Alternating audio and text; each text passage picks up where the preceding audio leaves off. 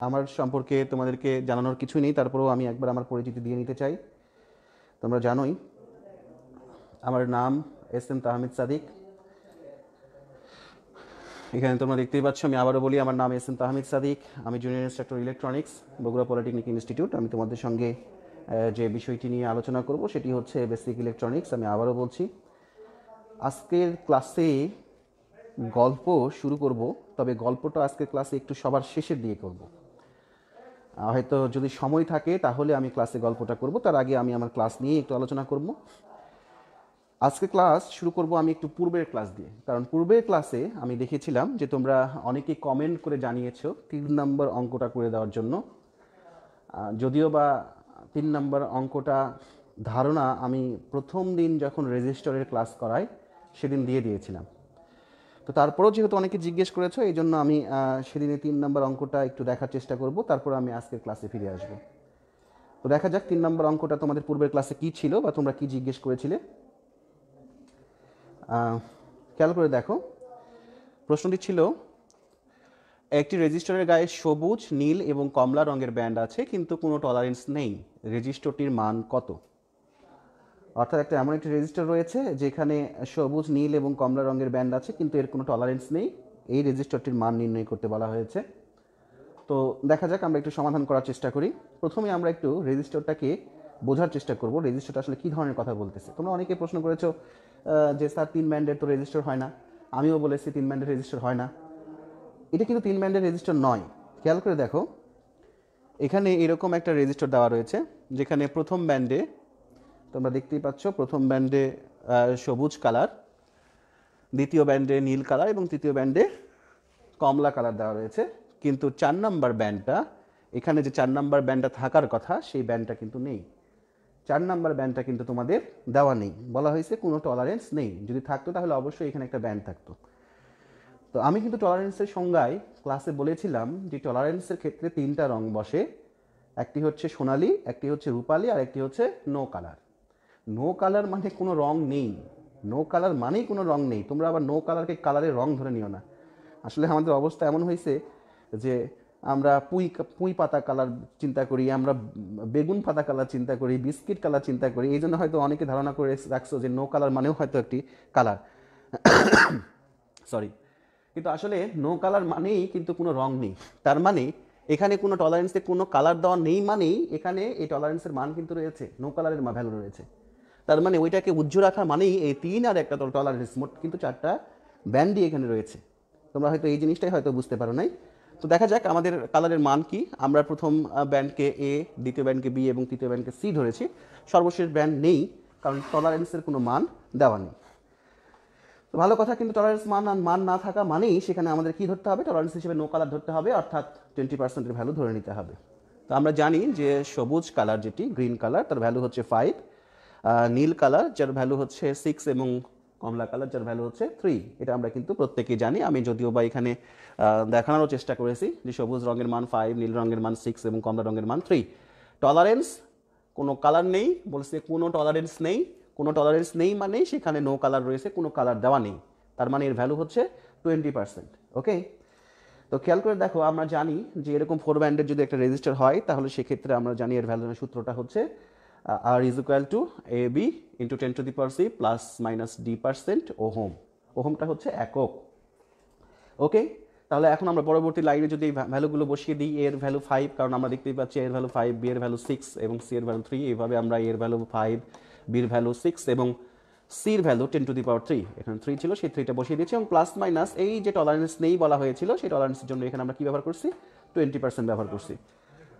ওকে, তাহলে এটাকে করলে কি হবে, 56 আর 10⁻³ মানে 1000 বা 1000। এটাকে করলে হয়, আমরা জানি যে ওই যে 1000 মিটার সমান সমান 1 কিলোমিটার আমরা যেমন বলি, ঠিক তেমনি হবে 1000 ওহম সমান সমান 1 কিলো ওহম। তার মানে 56 বা 56 ইন্টু 1K, অর্থাৎ 56 কিলো ওহম, আর 20% এখানে রয়েছেই। আমার মনে হয় যে তোমরা এইটুকুই যদি উত্তর হিসেবে দিয়ে দাও তাহলেই, আমি এর আগের ক্লাসে কমেন্টে জানিয়েছিলাম যদি প্রশ্নটা অতি সংক্ষিপ্ত হিসেবে আসে কিংবা সংক্ষিপ্ত আকারে আসে, অর্থাৎ 1 মার্কস কিংবা 2 মার্কসের প্রশ্ন যদি আসে তাহলে তোমরা এটিকে এইটুকুর মধ্যেই সীমাবদ্ধ রাখতে পারো, এইটুকুর মধ্যেই মান বের করে উত্তর তোমরা লিখে দিতে পারো। কিন্তু যদি কোনো প্রশ্নে স্পেসিফিকভাবে সর্বোচ্চ এবং সর্বনিম্ন মান বের করতে বলে, কিংবা প্রশ্নটা যদি রচনামূলক হিসাবে আসে, তখন কিন্তু অবশ্যই তোমাদেরকে এই সর্বোচ্চ মান এবং সর্বনিম্ন মান, এই মানটা তোমাদেরকে বের করে দেখাতে হবে। সেই দেখানোর সিস্টেমও আমি তোমাদের এর আগের দিন বোর্ডে দেখিয়েছি। আজকে আমরা একটু প্রেজেন্টেশনে দেখানোর চেষ্টা করব একইভাবে। এখানে 20% বলা রয়েছে টলারেন্সের ভ্যালু, তার মানেই প্রশ্ন মতে, কারণ প্রশ্নেই বলা হচ্ছে যে 20%, তার মানে প্রশ্ন মতে 100-র মধ্যে হ্রাস, বৃদ্ধি বা হ্রাস ঘটে। বৃদ্ধি কেন? প্লাস ছিল, মাইনাস ছিল, প্লাসের জন্য বৃদ্ধি, মাইনাসের জন্য হ্রাস। 100-র মধ্যে বৃদ্ধি বা হ্রাস ঘটে কত? 20 ওহম। 20% মানে 20 ওহম। তাহলে আমার কি করতে হবে? ঐকিক নিয়ম অনুযায়ী 1-এর জন্য কত হবে, এবং তারপর আমাদেরকে বের করতে হবে যে মূল যে 56K বা 56,000 ভ্যালু ছিল তার জন্য কত হবে। তো সেটি আমি তোমাদেরকে দেখানোর চেষ্টা করেছি। 1 হলে ভ্যালুটা কমে যাবে, এরপর যদি 56,000, এখানে 56K মানে 56,000 যদি হয়, তাহলে কি ঘটনা ঘটবে সেটা আমি অঙ্কে দেখানোর চেষ্টা করেছি। এগুলোর ডেসক্রিপশন দেওয়ার প্রয়োজন নেই, কারণ এগুলো তোমরা সবাই বুঝো। 11,200 এসেছে এখানে মান বের করে। এখন আমরা সর্বোচ্চ এবং সর্বনিম্ন ভ্যালুটা আমরা বের করতে পারি। রেজিস্টারটি সর্বোচ্চ মান করার সময় কী করতে হবে? এই 56,000-এর সাথে এই যে ভ্যালুটা বের হলো সেটা যোগ করে দিতে হবে, এত ওহম। এটাকে ওহম আকারেও প্রকাশ করতে পারো, অথবা এটাকে কিলো ওহমেও তোমরা প্রকাশ করতে পারো 1000 দ্বারা ভাগ করে। তো ঠিক তেমনিভাবে তোমরা সর্বনিম্ন ভ্যালুটাও বের করতে পারো, দিয়ে এখানে এর উত্তরটা দিয়ে দিলেই আমার মনে হয় এই প্রশ্নটা রচনামূলক হিসেবে তোমাদের কমপ্লিট হয়ে যাবে। আমার মনে হয় আর কোনো এই প্রশ্ন নিয়ে তোমাদের মাঝে কোনো প্রশ্ন নেই। বুঝতে পেরেছো আশা করি, এবং এইভাবে তোমরা প্রত্যেকটা প্রশ্নের উত্তরই দেওয়ার চেষ্টা করবে। আমরা চলে যাই আজকের ক্লাস নেওয়ার আগে আমি দু একটা বিষয় আরেকটু তোমাদের সামনে ডিসকাস করতে চাইবো। সেটি হচ্ছে যে গতদিন বা এর আগে আমাদের ইলেকট্রনিক্সের চিফ ইন্সট্রাক্টর জনাব আমিরুল ইসলাম স্যার তোমাদেরকে সেমিকন্ডাক্টর কি সেটি সম্পর্কে ধারণা দিয়েছেন। আমি আজকে সেই সেমিকন্ডাক্টর নিয়ে আবারও একটু আলোচনা করব। আমরা জানি সেমিকন্ডাক্টর কি, তারপরেও আমি সেটা নিয়ে আলোচনা করব। হয়তো যদি কারো কোনো প্রশ্ন থাকে সেটা তোমরা ক্লিয়ার হয়ে যাবে। তার আগে আমরা আরেকটু কথা বলে নিতে চাই, সেটি হচ্ছে যে আমরা জানি কোনো পদার্থকে ভাঙলে অণু পাওয়া যায়, অণুকে বিশ্লেষণ করলে পরমাণু পাওয়া যায়, এবং পরমাণুকে বিশ্লেষণ করলে ইলেকট্রন, প্রোটন এবং নিউট্রন নামক 3টি কণিকা পাওয়া যায়। এই ইলেকট্রনটা আসলে কত ছোট, আমরা হয়তো এর আগে যারা সায়েন্স নিয়ে পড়াশোনা করছি বা যারা ইঞ্জিনিয়ারিং পড়াশোনা করছো বর্তমানে, বা বই পড়ে বা বিভিন্ন জায়গা থেকে তোমরা জানছো যে ইলেকট্রনটা আসলে অনেক ছোট, এবং সাধারণত এইটা অণুবীক্ষণ যন্ত্র বা মাইক্রোস্কোপের সাহায্যে দেখা হয়। তো ঠিক আছে, আমরা একটু দেখে নিই যে আসলে ইলেকট্রনটা আসলে কত ছোট, সেইটা যদি আমরা দেখার চেষ্টা করি। একটা ভিডিও তোমাদেরকে আমি দেখানোর চেষ্টা করব ইলেকট্রনটা আসলে ঠিক কত ছোট। খেয়াল করে দেখো, এখানে তোমাদের জন্য আমি একটা ভিডিও চালু করছি।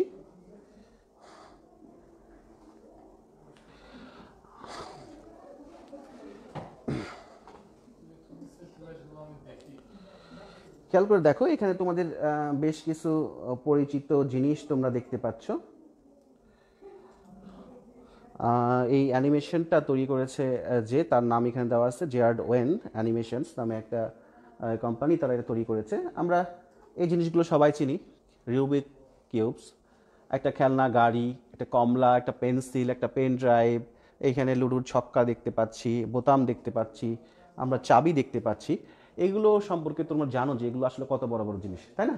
তো ঠিক আছে, আমরা এগুলো থেকেই শুরু করবো, যে আসলে দেখার চেষ্টা করবো একটা ইলেকট্রন আসলে কত ছোট বা এর মধ্যে কি কি রয়েছে। খেয়াল করে দেখো, এখানে আমি একটি খাদ্য নিয়েছি, বিদেশিরা এই খাবারটা সাধারণত খায়, এর নাম হলো চেরিও। তো এই খাবারে তোমরা দেখতে পাচ্ছ এই যে চেরিওটা, একটা চিপসের মতো জিনিস, এটা কিন্তু 0.5 সেন্টিমিটার এর আকার, 0.5 সেন্টিমিটারে। তো সেন্টিমিটার সমান জানো 100 সেন্টিমিটার সমান 1 মিটার। তো সেই সেন্টিমিটারের আকারে দেওয়া হয়েছে, এটার অ্যাকচুয়াল সাইজ প্রায় এরকম, একেবারেই তো অ্যাকুরেট হবে না, আনুমানিক একটা হিসাব আর কি এখানে তোমাদেরকে দেখানো হয়েছে। তো এরপরে খেয়াল করে দেখো, এখানে সেই জিনিসটা বলা হয়েছে 100 সেন্টিমিটার সমান 1 মিটার, এটা আমরা জানি। এটা দেখো লবণের দানা, সেই লবণের দানা 0.3 মিলিমিটার, অর্থাৎ 1000 মিলিমিটার সমান 1 মিটার, 0.3 মিলিমিটারের লবণের দানা।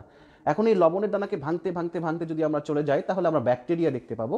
এই ব্যাকটেরিয়া সম্পর্কে তোমরা জানো, এই ব্যাকটেরিয়া সাইজ কত খেয়াল করে দেখো, 1 থেকে 10 মাইক্রোমিটার, 1 থেকে 10 মাইক্রোমিটার একটা ব্যাকটেরিয়ার সাইজ। কত মাইক্রোমিটারে 1 মিটার? এখানে দেওয়াই রয়েছে একক, দশক, শতক, হাজার, অযুত, লক্ষ, নিযুত, অর্থাৎ 10 লক্ষ মাইক্রোমিটার সমান হচ্ছে 1 মিটার, তার মানে 1 মিটারে 10 লক্ষটা ভাগ করলে প্রতিটা ভাগকে 1 মাইক্রোমিটার বলা হবে। সেই প্রতিটা ভাগে এরকম 1 থেকে 10 মাইক্রোমিটারের মতো সাইজ হচ্ছে একটা ব্যাকটেরিয়া। তাহলে ব্যাকটেরিয়া সম্পর্কে ধারণা পাচ্ছ যে কত ছোট হতে পারে একটা ব্যাকটেরিয়া। ওকে, খেয়াল করে দেখো, সেই ব্যাকটেরিয়াকে যদি আমরা আরো বিশ্লেষণ করি তাহলে দেখতে পাবো ভাইরাস। তোমরা আচ্ছা স্যার, এই ভাইরাস তোমরা অলরেডি তোমরা জানো যে আমাদের এখন ভাইরাস নিয়ে খুব আলোচনা হচ্ছে, করোনা ভাইরাস। সেই ভাইরাসের সাইজ আবার দেখো 20 থেকে 300 ন্যানোমিটার। 20 থেকে 300 ন্যানোমিটার একটা ভাইরাসের সাইজ। তাহলে ভাইরাসটা কত ছোট এইটুকু তোমরা কল্পনা করার চেষ্টা করো। এখানে তোমাদেরকে আমি দেখানোর চেষ্টা করেছি যে ন্যানোমিটার, 1 মিটারে কতগুলো ন্যানোমিটার হয়, একক, দশক, শতক, হাজার, অযুত, লক্ষ, নিযুত, কোটি। প্রায় 100 কোটি ন্যানোমিটার সমান হচ্ছে 1 মিটার।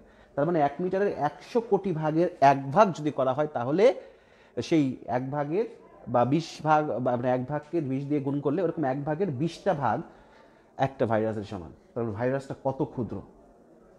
ইলেকট্রন কিন্তু আরও ছোট। দেখা যাক ইলেকট্রন কত ছোট। এই ভাইরাসকে দেখলাম। আরও আমরা যদি ক্ষুদ্র অংশে চলে যাই তাহলে আমরা দেখতে পাবো ডিএনএ। ডিএনএ সম্পর্কে তোমরা জানো, ডিএনএর সাইজ 2 ন্যানোমিটার। এটি আরও ক্ষুদ্র, আরও ছোট। এটা ডিএনএর চিত্র। এখানে বলা হয়েছে ন্যানোমিটার, 1 মিটার, একটু আগেই দেখালাম তোমাদেরকে। সেটাকে বিশ্লেষণ করলে আমরা পেয়ে যাব অ্যাটম, পরমাণু। এবার আমরা পরমাণুতে আসছি, অ্যাটম। খেয়াল করে দেখো, অর্থাৎ ভাইরাসের চেয়েও ছোট হচ্ছে একটা অ্যাটম, পরমাণু। কত ছোট খেয়াল করে দেখো, একটা অ্যাটমের সাইজ বলে দেওয়া রয়েছে 0.5 থেকে 5 অ্যাংস্ট্রমস। 0.5 থেকে 5 অ্যাংস্ট্রমস হচ্ছে একটা পরমাণুর সাইজ। এখানে কত অ্যাংস্ট্রম 1 মিটার সেটিও বলে দেওয়া রয়েছে, একক, দশক, শতক, হাজার, অযুত, লক্ষ, নিযুত, কোটি। 1000 কোটি। 1 মিটারের, আমরা তো 1 মিটার বুঝি, সেই 1 মিটারের 1000 কোটি ভাগের 1000 কোটি ভাগের 1 ভাগ। কতটা ক্ষুদ্র হতে পারে একটা অ্যাটম, পরমাণু। খেয়াল করে দেখো, তোমরা দেখতে পাচ্ছ এই চিত্রেতে এখানে যে ঘোরাঘুরি করছে এগুলো হচ্ছে ইলেকট্রন, আর ভিতরে আছে সবুজ এবং যে ব্রাউন কালারের সেগুলো হচ্ছে প্রোটন এবং নিউট্রন। ইলেকট্রন চারিদিকে ঘুরছে, মাঝখানে রয়েছে একটি হলো সবুজ, তোমরা দেখতে পাচ্ছ নিউট্রন, আর একটি হচ্ছে প্রোটন, কমলা কালার বা ব্রাউন কালার যেটি বলো না কেন। প্রশ্ন থাকতে পারে ইলেকট্রনের কালার বা প্রোটনের কালার কি এরকমই হয়? না, কালার এরকম হয় না। তোমাদেরকে বোঝানোর জন্য এই জিনিসটা আসলে অ্যানিমেশনটা দেওয়া হয়েছে যে আসলে এরকমভাবে প্রোটন এবং নিউট্রন কেন্দ্রীভূত অবস্থায় থাকে নিউক্লিয়াসে, আর চারিদিক দিয়ে ইলেকট্রনগুলো ঘোরাফেরা করে। ঠিক আছে, তো খেয়াল করে দেখো এই মাঝখানে এটাকে আমরা কৃষ্ণ গহ্বর, এটাকে আমরা নিউক্লিয়াস বলে থাকি। আচ্ছা, এটা কিন্তু 3D ডাইমেনশনাল। এখানে তোমাদেরকে ধারণা দেওয়া হয়েছে যে একটা সূর্যের পাশে যেইভাবে একটা পৃথিবী ঘোরাঘুরি করে ঠিক তেমনিভাবে আমরা জেনেছিলাম এর আগে, অনেক আগে আমরা শুনেছিলাম যে সূর্যকে প্রদক্ষিণ করে গ্রহগুলো যেভাবে ঘুরে ঠিক তেমনিভাবে হয়তো নিউক্লিয়াসকে প্রদক্ষিণ করে ইলেকট্রনগুলো ঘুরে। আসলে এটা পরবর্তীতে এই মতবাদগুলো চেঞ্জ হয়ে যায়, যার কারণে এখানে ক্রস চিহ্ন দেওয়া ছিল। এটা হলো সোনার বার। সোনার বার থেকে প্রথমে আসলে ধারণা পাওয়া যায় যে কিভাবে, একজন প্রশ্ন করেছে করোনা ভাইরাস নাকি। যাই হোক, সোনার বার থেকে প্রথম হচ্ছে এই প্রোটনের ধারণা পাওয়া যায়। পজিটিভ চার্জগুলোকে প্রোটন বলা হয় এবং নেগেটিভ চার্জগুলোকে ইলেকট্রন বলা হয়। ইলেকট্রনগুলো কীভাবে ঘোরাঘুরি করে, এটা প্রথম দিকের কেমিস্ট্রির আলোচনা বা গবেষণা। এটা আরও পরবর্তীতে চেঞ্জ হয়ে আসবে। এখন খেয়াল করে দেখো, এই যে মাঝখানে যে প্রোটন এবং ইলেকট্রন নিয়ে একটা নিউক্লিয়াসের সৃষ্টি করেছে, এর চারিদিক দিয়ে এইভাবে ইলেকট্রনগুলো অবস্থান করে। এখন এইভাবে ইলেকট্রন অবস্থান করে ইলেকট্রনটি কোন জায়গাতে থাকে সেটা কিন্তু ফাইন্ড আউট করা খুবই মুশকিল। কারণ তোমরা হয়তো, তোমাদেরকে আমি দাগ যেটি দেখিয়েছি সেটা তো দাগ থাকে না বা এরকম বলয় থাকে না। একটা ইলেকট্রন পরমাণুর মধ্যে কিন্তু এরকমভাবে বলয় থাকে না, কিন্তু ওটাকে তোমাদেরকে বোঝানোর জন্য ওই জিনিসটা দেওয়া হয়েছে বা সায়েন্টিস্টরা ওইভাবেই বিশ্লেষণ করে মানুষকে বোঝানোর চেষ্টা করেছে। ঠিক আছে, যাই হোক, আমরা আমাদের যে ধারণাটা দেওয়ার ইচ্ছে ছিল আমার, সেটি মোটামুটি তোমরা বুঝতে পেরেছো। আমি পুরো ভিডিওটি দেখাতে পারলাম না, সময় নেই। সামনে আরও বেশ কিছু জিনিস ছিল, কারণ আবার ভিডিওটা প্রথম থেকে শুরু করতে গেলে সময় লাগবে। আমরা একটু পরবর্তী স্লাইডে চলে যাওয়ার চেষ্টা করব। ঠিক আছে, তো ইলেকট্রন কত ছোট এটা তো আমরা বুঝতে পারলাম। এবার আমরা তোমাদেরকে এই ভিডিওর লিঙ্কটা আমি তোমাদেরকে দিয়ে দিব, যাতে করে তোমরা ফুল ভিডিওটা দেখে আরও বেশ কিছু ধারণা তোমরা নিতে পারো। ঠিক আছে, যে কীভাবে এই কক্ষপথগুলো চলে আসে। তা আজকে এখন আমি দেখবো, এগুলো স্যার তোমাদেরকে আলোচনা করেছে, এগুলো কেমিস্ট্রিতে আরও বিস্তারিত আলোচনা হবে। আমি কিছু সেমিকন্ডাক্টর দেখে আসি, কিছু সেমিকন্ডাক্টর দেখে আসার চেষ্টা করি যে সেমিকন্ডাক্টর ম্যাটেরিয়ালস পৃথিবীতে কী কী পাওয়া যায়। দেখো আমি একটু সেমিকন্ডাক্টর ম্যাটেরিয়াল সম্পর্কে ধারণা দেওয়ার চেষ্টা করি যে আসলে সেমিকন্ডাক্টরগুলো কোনগুলো। মৌল জার্মেনিয়াম। সেমিকন্ডাক্টর ম্যাটেরিয়ালস হিসেবে প্রথমেই আমি দেখতে পাচ্ছি জার্মেনিয়ামের নাম লেখা রয়েছে এখানে। এই যে জার্মেনিয়াম, এটা পৃথিবীতে যেভাবে জার্মেনিয়ামকে পাওয়া যায় তার চিত্র দেখানোর চেষ্টা করেছি। জার্মেনিয়ামের অ্যাটমিক নাম্বার হলো 32, পারমাণবিক সংখ্যা হচ্ছে 32, এর সিম্বল হচ্ছে জিই জার্মেনিয়ামের, এবং এর ইলেকট্রনস পার শেল অর্থাৎ প্রতিটা কক্ষপথে ইলেকট্রন কতগুলো করে থাকে সেটা এখন দেখানোর চেষ্টা করেছি আমি। 2, 8, 18 এবং 4, অর্থাৎ প্রথম কক্ষপথে 2টি ইলেকট্রন থাকবে, দ্বিতীয় কক্ষপথে 8টি, তৃতীয় কক্ষপথে 18টি এবং সর্বশেষ কক্ষপথ বা চতুর্থ কক্ষপথ এই জার্মেনিয়ামের জন্য সেখানে 4টি ইলেকট্রন থাকে। এটা হচ্ছে জার্মেনিয়াম। পৃথিবীতে জার্মেনিয়াম এইভাবেই দেখতে পাওয়া যায়। ওকে, এরপরে দেখো সিলিকন। সিলিকনের অ্যাটমিক নাম্বার 14, সিম্বল এসআই, এবং ইলেকট্রনস প্রতিটা শেলে কীভাবে থাকে তা দেখানোর চেষ্টা করা হয়েছে। 2, 8, 4, প্রথম কক্ষপথে 2টি, দ্বিতীয় কক্ষপথে 8টি এবং সর্বশেষ কক্ষপথ সিলিকনের জন্য যেখানে 4টি ইলেকট্রন থাকে। এরপরে দেখো গ্যালিয়াম আর্সেনাইড।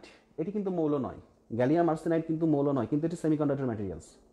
গ্যালিয়াম আর্সেনাইড মৌল নয় কিন্তু সেমিকন্ডাক্টর ম্যাটেরিয়ালস, এখানে কিন্তু যৌগ এটি। কেন? এখানে গ্যালিয়াম এবং আর্সেনিক দুইটা মৌল মিলে এই গ্যালিয়াম আর্সেনাইডকে তৈরি করা হয়েছে। এই জন্য এর অ্যাটমিক নাম্বার নট অ্যাপ্লিকেবল, প্রযোজ্য নয়, কারণ মৌলদের অ্যাটমিক নাম্বার থাকে symbol GAAS, gallium arsenide, GA gallium এবং আর্সেনাইডের জন্য AS।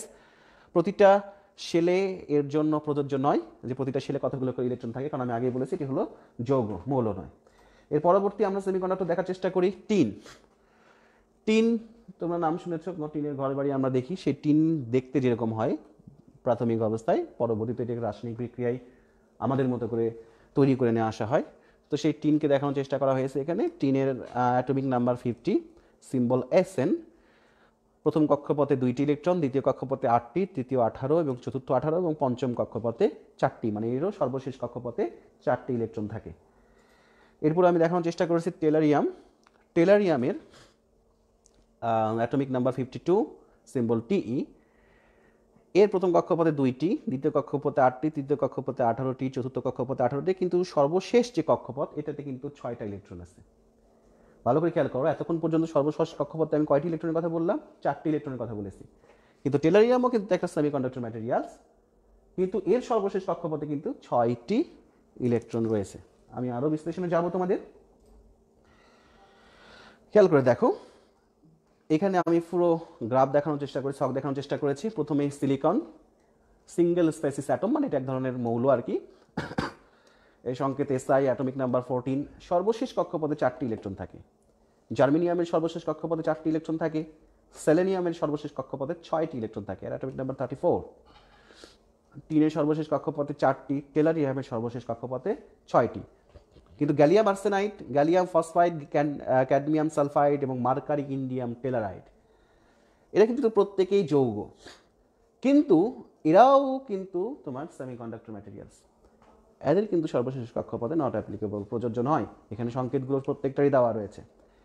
এখানে তোমরা দেখতেই পাচ্ছ মার্কারি ইন্ডিয়াম টেলারাইড, এটা কিন্তু 3টা মৌলের সমন্বয়। একটা হলো মার্কারি, একটা হলো ইন্ডিয়াম, আর একটা হলো টেলারাইড। কেন এই কথাগুলো বললাম তার আগে আমি আরেকটি ছক দেওয়ার চেষ্টা করি,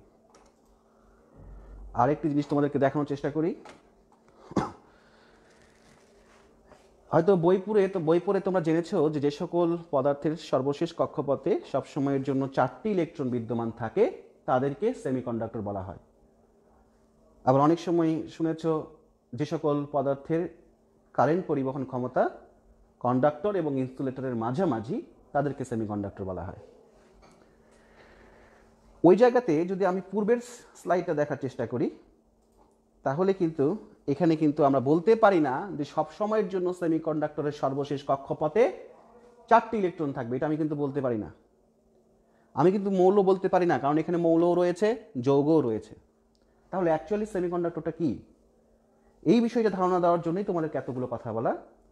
খেয়াল করে দেখো, এখানে তোমাদেরকে আমি উপরের দিকে রেজিস্টিভিটি এবং নিচের দিকে কন্ডাক্টিভিটি, অর্থাৎ ইলেকট্রন পরিবহন ক্ষমতা, কোনো পদার্থের ভিতর দিয়ে কন্ডাক্টিভিটি মানে ইলেকট্রন পরিবহন ক্ষমতা, মানে কারেন্ট পরিবহন ক্ষমতার কথা বলার চেষ্টা করেছি।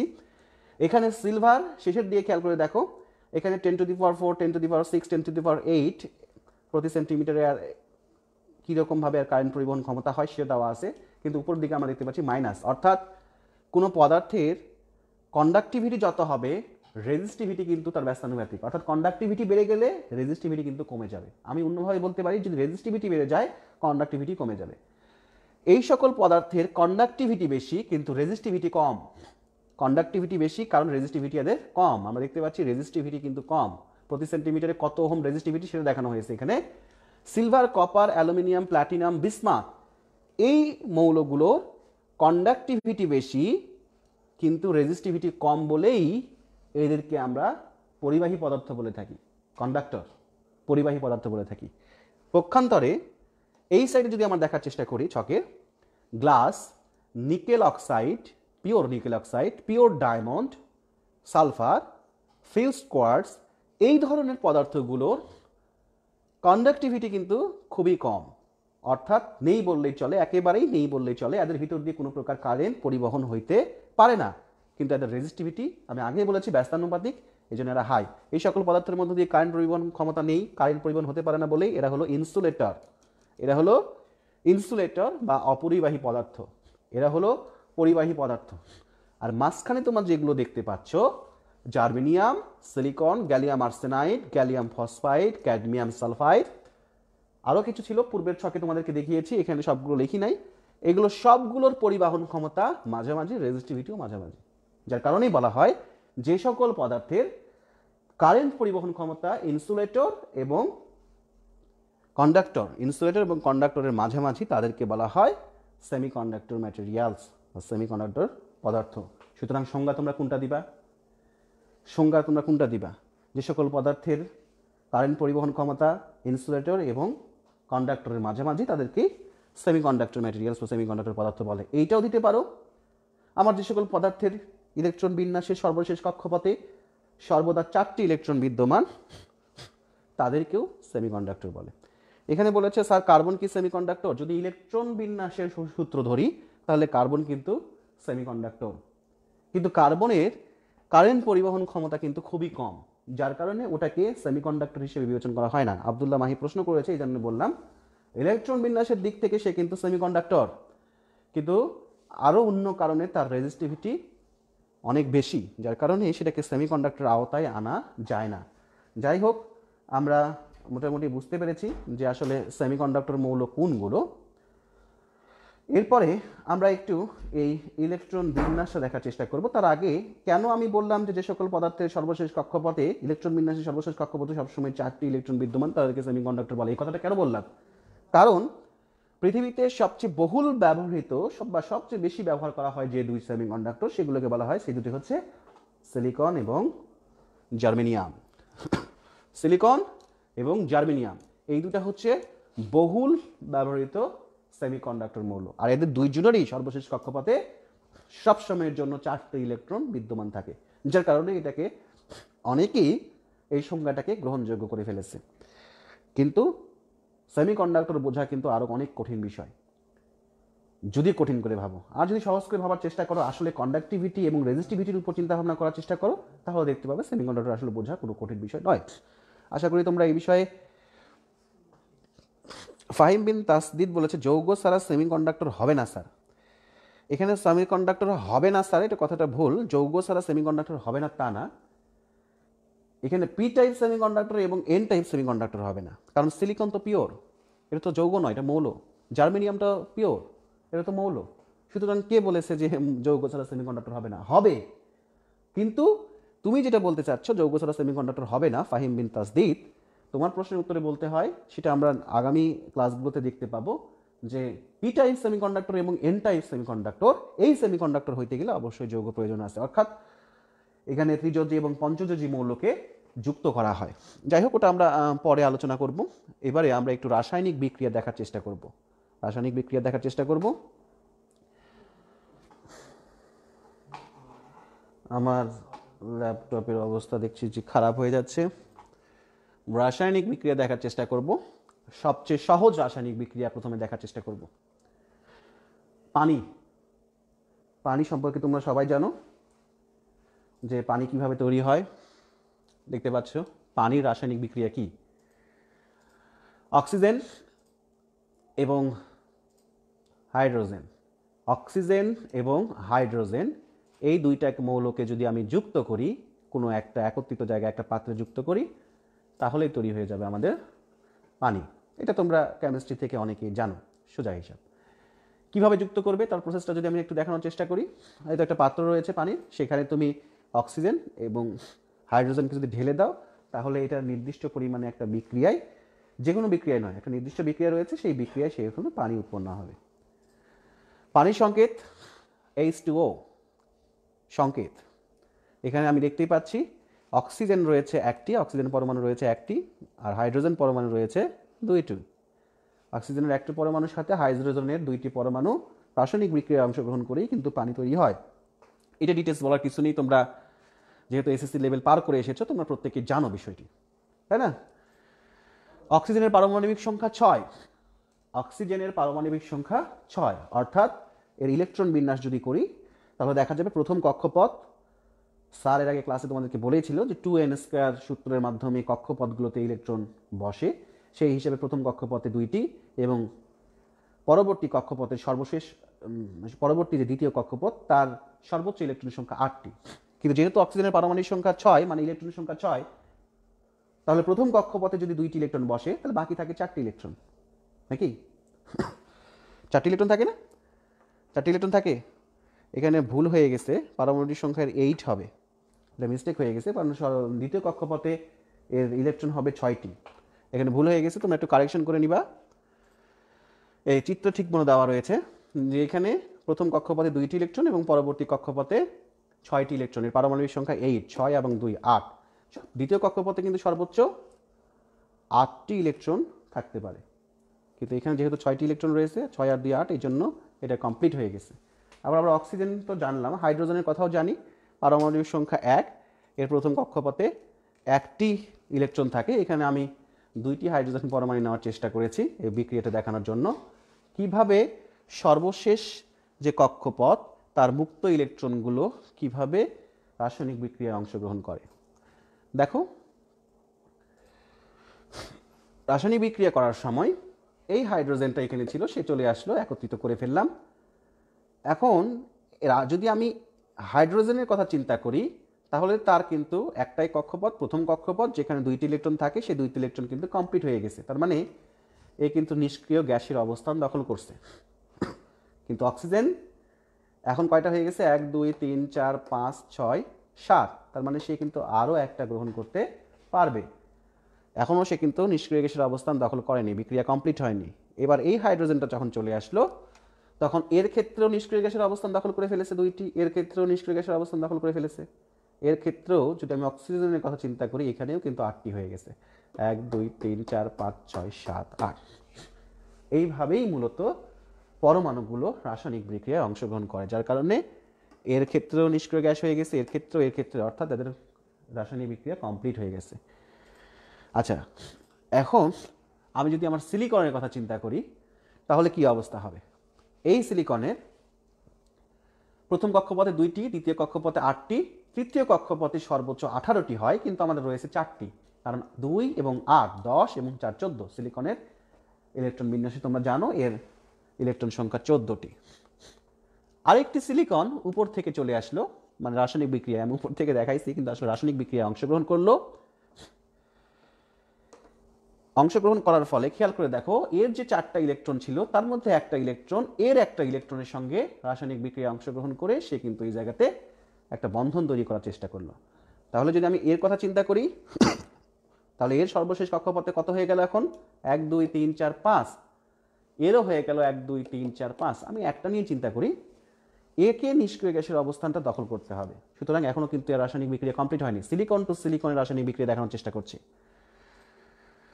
এটা হলো পেয়ার তৈরি করছে, এখানেও আরেকটা সিলিকন এসে যুক্ত হয়েছে। এবার কিন্তু এর ক্ষেত্রে হয়ে গেল কয়টি? 1 2 3 4 5 এবং 6টি, এখনও কিন্তু এ কমপ্লিট হয়নি। আরও একটা সিলিকনকে দেই, এবার 7টি হয়ে গেছে। আর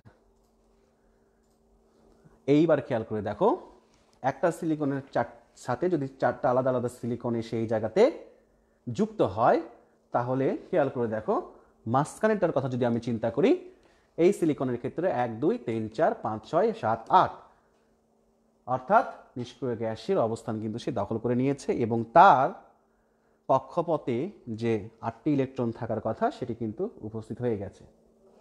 এইভাবেই আসলে পদার্থগুলো মৌলগুলো রাসায়নিক বিক্রিয়ায় অংশগ্রহণ করে। এইটা কমপ্লিট হয়ে গেছে, কিন্তু এগুলো কিন্তু কমপ্লিট হয়নি।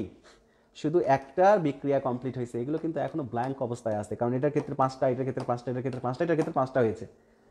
এদের সাথে কিন্তু আরও অন্যান্যগুলো যুক্ত হবে, সেটা দেখানোর চেষ্টা করবো এবার আমরা। সিলিকন 4টি মুক্ত ইলেকট্রন রয়েছে, আরেকটি সিলিকন নিলাম 4টি মুক্ত ইলেকট্রনের, এর সাথে এ পেয়ার গঠন করলো রাসায়নিক বিক্রিয়ায়, এদিকে একটা নিলাম এ পেয়ার গঠন করলো, এদিকে নিলাম সেও পেয়ার গঠন করলো, এও পেয়ার গঠন করলো। এইটা কিন্তু অষ্টকপূর্ণ হয়ে গেছে, এগুলো কিন্তু ব্ল্যাঙ্ক রয়েছে। এদিকে যদি করতে চাই তাহলে এদের ক্ষেত্রেও সেমভাবে এইভাবে পাশাপাশি বসিয়ে কিন্তু আমরা বিক্রিয়াগুলো সম্পন্ন করতে পারি। এই অবস্থায় খেয়াল করে দেখো, এখনো কিন্তু এর দুইটা বাদ আছে, এর একটা বাদ আছে, এর দুইটা বাদ আছে, তার মানে এরা কিন্তু এখনো রাসায়নিক বিক্রিয়া অংশগ্রহণ করতে পারবে। তোমাদের কাছে প্রশ্ন হলো, আমি আবারও দেখানোর চেষ্টা করি, তোমাদের কাছে প্রশ্ন হলো এই চিত্রটা কিসের, তোমরা উত্তর দিবে। আগামী ক্লাসে তোমরা উত্তর দিবে এই চিত্রটা কিসের, যদি বুঝে থাকো। আমার মনে হয় তোমরা ধারণা করতে পেরেছো। সেম একটা চিত্র হবে জার্মেনিয়ামের। উত্তরটা আমি আজকে বলতেছি না, তোমরা পরবর্তী ক্লাসে আমাকে তোমরা জানানোর চেষ্টা করবে। আমি